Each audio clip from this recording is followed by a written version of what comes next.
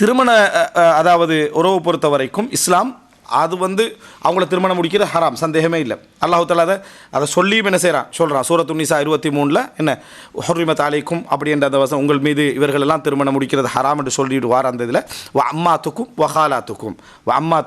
வஹாலாத்துக்கும் உங்களது தந்தை வழி சகோதரிகளையும் உங்கள் தாய் வழி சகோதரிகளையும் நீங்கள் திருமணம் முடிப்பது ஹராம். அப்போ சாட்சி பெரியம்மா அவங்கள திருமணம் முடிக்கிற ஹராம்னு அல்லாஹ் தஆலா சொல்கிறான். இது மட்டுமல்ல, இந்த திருமண விஷயத்தில் ஒரு எக்ஸ்ட்ரா ஒரு சட்டத்தை ரசூல் ஸல்லல்லாஹு அலைஹி வஸல்லம் சொல்கிறான். அது ஒரு முக்கியமான ஒரு விஷயம். என்ன அப்படின்னு சொன்னால், இப்போ நான் இந்த பிரயாண சட்டங்கள் மஹரமியத்து மஹரமியத்தை எது நம்ம சொல்லிட்டோம். அப்போ அதில் பிரயாண சட்டங்கள் வந்துடும். அடுத்தது வந்து விலாயத், நம்ம விலாயத்தில் செஞ்சிட்டோம், பேசிட்டோம்.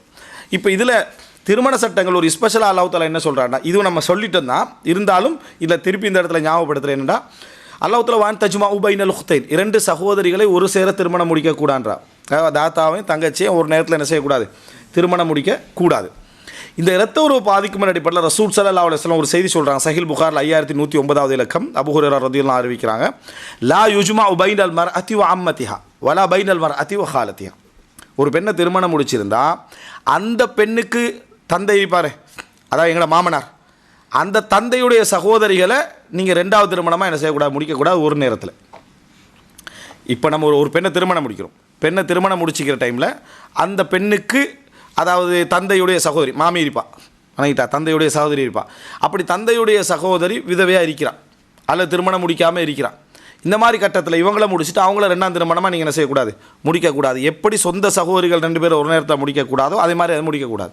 அல்லது அந்த பெண்ணுடைய தாயுடைய சகோதரி என்ன செய்கிறா இருக்கிறார், தாய் வந்து என்ன அதாவது மாமி என்ன செய்யக்கூடாது, முடிக்கக்கூடாதான். ஆனால் மாமியுடைய சகோதரி என்ன செய்யலாம், திருமணம் முடிக்கலாம். மாமியை தான் முடிக்கக்கூடாது, அதாவது அந்த பெண்ணுடைய அதாவது தாயை தான் என்ன செய்யக்கூடாது, முடிக்கக்கூடாது. அந்த தாயுடைய சகோதரி என்ன செய்யலாம், திருமணம் முடிக்கலாம்.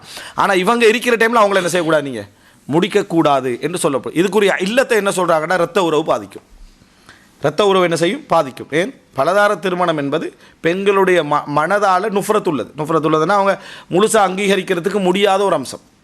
அங்கீகரித்த பெண்களாக இருந்தாலும் நான் 100% அங்கீகரித்து கொண்டேன் அப்படின்றலாம் சொல்லலாது.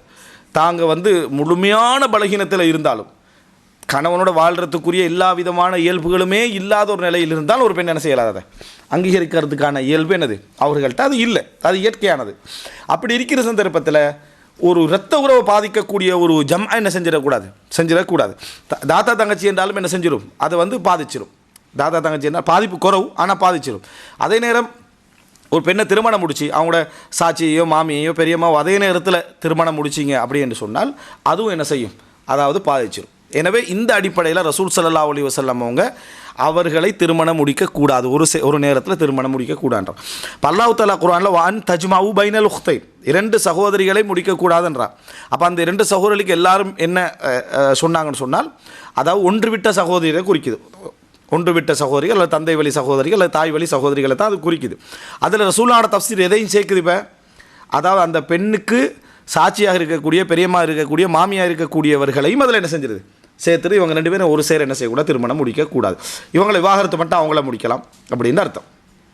அப்போ அவள் எப்படி விளங்கிக்கொள்ளணும், ஒரு இப்படி திருமணம் முடிச்சிக்கிற டைமில் இப்போ இது வந்து ஏறு வரிசையில் போகுது, அவங்கள முடிச்சிக்கிற டைமில் இறங்கு வரிசையில் நம்ம என்ன செய்யக்கூடாது, வரக்கூடாது. அவங்களுடைய மகள் அந்தஸ்தில் இருக்கக்கூடிய அதாவது தங்கச்சி வழியாகவோ தாத்தா வழியாகவோ மகள் அந்தஸ்தில் இருக்கக்கூடிய என்ன செய்யக்கூடாது, முடிக்கக்கூடாதுன்றதை நம்ம புரிஞ்சுக்கிறோம். அப்போ இது ஹராம், அந்த திருமண முறைமே என்னது ஹராம் என்பதை நம்ம புரிந்து கொள்கிறோம். இந்த ஹதீஸை நம்ம எதுக்கு முதலாவது வச்சோம் அப்படின்னு சொன்னால், ஆரம்பத்தில் வந்து வான் தஜ்மாஉ பைனல் உக்தைன், 2 சகோதரிகளை திருமணம் முடிக்கக்கூடாதுன்றா. அல்லாஹ் தஆலா நேரடியாக சொல்கிறது எதை, தாய் தந்தைக்கு பிறந்தவங்கள தான் சொல்கிறார். அதுக்கு பின்னால் உள்ள எல்லாமே ஹலால்ன்றான் அல்லாஹ் குர்ஆனில். உஹில்ல லக்கும் மா வராஅ ஸாலிக்கும், இதுக்கு பின்னால் உள்ள எல்லாமே ஹலால்ன்றான். இந்த ஹதீஸ் வருது. இப்போ இதை குர்ஆனுக்கு முரண்படுதுன்னு எடுக்கணுமா இல்லையான்னு கேட்டோம். இது வந்து குர்ஆனுக்கு முரண்படுதுன்னு எடுக்கணுமா இல்லை, அது வந்து அதுக்கு பின்னால் உள்ளதெல்லாம் ஹலால்ன்றது, இது அதுக்கு பின்னாலேயும் ஒரு ஹராம் இருக்குது அப்படின்னு சொல்லுது. இதையே என்ன சொல்கிறாங்கன்னா, இல்லை ஜம்மு செஞ்சு நம்ம எடுக்கலாம், இதை என்ன செய்யலாம், ஜம்மு செஞ்சு என்ன செய்யலாம், எடுக்கலாம். எப்படின்னா அதுக்கு பின்னால் இந்த சட்டம் என்ன செஞ்சது, இறக்கப்பட்டுச்சு அப்படி. ஏன்னா உக்தைன்ன்ற அதை உக்தைன்ல அது உக்தல்லையே, நேரடியில் உக்தைன்ல அப்படி விளக்கம் சொல்லலாதே, எடுக்கலான்றாங்க. இதையே ஜம்மு செஞ்சு எடுக்கலாம்டா. இதுக்கு குறை நிலையில் உள்ள எத்தனையோ விஷயங்களை ஜம்மு செய்யலாம், இல்லை அதை நம்ம ஜம்மு செய்ய மாட்டோம்டா. பிரச்சனை வந்து யார், உங்களோட சிந்தனையில் தான். நீங்கள் ஏற்றுக்கண்டாத்தான் அது பிரச்சனைன்ற அர்த்தம் அல்ல. நீங்கள் ஏற்றுக்கல்லைன்னா கோளாறிக்குன்ற அர்த்தம். ஏற்றுக்கல் என்ன, அது கோளாறு இருக்கின்ற அர்த்தம். கோளாறு நிரூபணம் ஆயிரும். அதாவது இப்போ எல்லாரும் என்ன நினைக்கிறாங்க, அவங்க ஏற்றுக்கொள்ளணும் அப்படின்னு. ஏற்றுக்கொண்டா தான் அது நிரூபணம் பண்ணுறதில்லை. ஏற்றுக்கொள்ளாது விட்டால் உங்களோட சிந்தனை கோளாறு நிரூபணம் ஆயிரும், அவ்வளோதான். ஏற்றுக்கொண்டால் ஹக்கு நிரூபணம் ஆயிரும், இல்லைன்னா உங்களோட சிந்தனை கோளாறு என்ன செய்யும், நிரூபணம். ரெண்டில் ஒன்று நிரூபணம் ஆகணும். அப்போ ரெண்டில் ஒன்று நிரூபணம் ஆகிடும். காரணம் இதையே நீங்கள் ஜம்மு செய்யலாம்னு சொல்கிறீங்கன்னா மற்றது என்ன? அதே போல் குர்ஆனில் இன்னொரு வசனம் வருது, என்ன, நீங்கள் நபியே சொல்லுங்கள், நான் எனக்கு அருளப்பட்ட வகையில் இதை தவிர வேறு எதனையும் ஹராமானதாக காணவில்லை சாப்பிடுவதற்கு அப்படின்னு வருது. அதுக்கு பின்னால் ரசூலுல்லாஹ் எத்தனையோ ஹராமாக்கின ஹதீஸில் வருது. என்ன, அதாவது கொத்தி அந்த கடித்து தின்ற சாப்பாடு, கடித்து தின்னக்கூடிய பறவைகள், இந்த மாதிரி மிருகங்கள், கோரைப்பல்லு, இவையெல்லாம் வருது. அது எப்படி சேர்க்குறீங்க அப்படின்னு கேட்டால் அதுக்கு என்ன சொல்லுவாங்கன்னா, அது ரசூல் ஸல்லல்லாஹு அலைஹி வஸல்லம் அவர்களுக்கு அப்போ அருளப்பட்ட வகையில் இல்லை, அதுக்கு போகிற அருளப்பட்ட வகையில் என்ன செய்யுது, அது இருக்குது அப்படின்ட்டு சொல்கிறப்ப நிறைய கேள்வி அதில் கேட்கலாம். அப்போ அல்லாஹு தாலா அங்கே ஆர்கியூமெண்ட்டாக வைக்கிறான். கடந்த காலத்தில் ஹராமாக்கப்பட்டவைகள் லிஸ்ட்டு அல்லாஹு தாலா வாதமாக வைக்கிறான், இவ்வளோ காலத்துக்கும் எனக்கு இல்லைண்டு. அப்போ இந்த குர்ஆனுடைய வகையை இந்த ஒரு வழி அறிவிப்பு வந்து மன்சூகாக்குது, புதிய தகவல்களை கொண்டு வந்து சேர்க்குது. அப்போ இதை கொண்டு வந்து சேர்க்கலாம்டா இன்னும் கொண்டு வந்து என்ன செய்யலாம், சேர்க்கலாம். இல்லை அதை சேர்க்க முடியாதுன்னு அதைவிட வாதத்தால் பலம் குறைஞ்சதுகளை கொண்டு வந்து என்ன செய்கிறாங்க, அதை பார்க்குறாங்க, முரம்படுத்துகிறாங்க. சொல்லப்போனால் இதை வைக்கணும் முரம்படுறண்டு, இதையே வைக்காதவங்க அதுக்கு குறை நிலை உள்ளத்தை வைக்கிறாங்க. அப்போ எது நிரூபணமாகுது, சிந்தனை கோளாறு என்ன செய்யுது, நிரூபணமாகிறது என்ன செய்கிறோம் பார்க்குறோம். இது ஒரு பகுதி. ரைட். அடுத்ததாக என்ன அப்படின்னு சொன்னால், இது ஏன் அப்படி சொல்கிறேன்டா, இந்த சிலர் எப்படி இருக்கிறாங்கன்னா இந்த கருத்துக்களை முன் வச்சுட்டு இப்போ அவங்க ஏற்றுக்கலாம் இருப்பாங்களா, ஏற்றுக்கலாதனால இவர் மலை உடைக்க நினைக்கிறார்.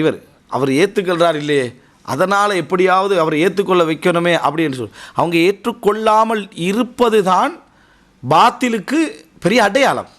ஒருத்தர் பாத்தில் இருக்கிறாரத்துக்குரிய பெரிய அடையாளம் என்ன, அதை ஏற்றுக்கொள்ளாமல் இருப்பது தான் அப்படின்றது எல்லாருக்கும் என்ன செய்யதில்லை, அந்த இடத்துல விளங்குதில்லை.